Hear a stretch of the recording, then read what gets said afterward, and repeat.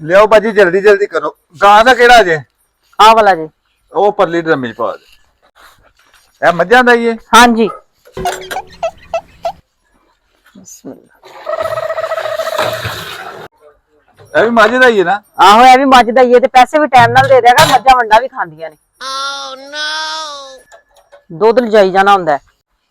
ਇਹਨਾਂ ਜੱਟਾਂ ਨੂੰ ਪੈਸਿਆਂ ਦੀ ਬੜੀ ਆਵਾਜ਼ਾਰੀ ਕਿ ਪੈਸੇ ਟਾਈਮ ਨਾਲ ਲੱਭ ਜਾਣ। ਇਹਨਾਂ ਦਾ ਵਸ ਚੱਲੇ ਤੇ ਦੋਧੀਆਂ ਨੂੰ ਅੱਜ ਹਲਾਲ ਕਰ ਛੱਡਣ।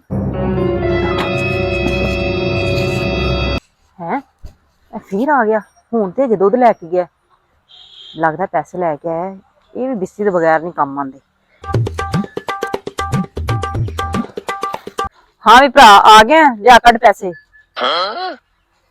ਇਹ ਦੁੱਧ ਛੱਡੋ ਆਪਣਾ। ਇਹ ਵੇਖੋ ਮੇਰਾ ਡੇਲਾ ਨਿਕਲ ਚਲਾ ਸੀ ਤੁਹਾਡੇ ਦੁੱਧ ਦੀ ਵਜ੍ਹਾ ਤੋਂ। क्यों की होया? ਤੁਸੀਂ ਦੁੱਧ 'ਚ ਪਾਣੀ ਨਹੀਂ ਪਾਉਂਦੇ? नहीं ਪਾਣੀ ਤੇ ਤੁਸੀਂ ਪਾਉਂਦੇ ਹੋ ਪਰ ਸਾਫ਼ ਨਹੀਂ ਪਾਉਂਦੇ। पैसे ना देन दे तेरे बहाने ने नहीं ना वारा खांदा ते दुध छड़ दे। ਦੁੱਧ ਨਾ ਮੈਂ ਛੱਡਿਆ ਤੇ ਗਾਹਕਾਂ ਮੈਨੂੰ ਨਹੀਂ ਛੱਡਣਾ। सीधी तरह ना गल दस होया की ये कहानियां ना सुना। ਹੋਇਆ ਕੁਝ ਨਹੀਂ। ਆ ਤੁਹਾਡੇ ਵਾਲੀ ਡਰਮੀ ਮੈਂ ਖੋਲੀ ਏ।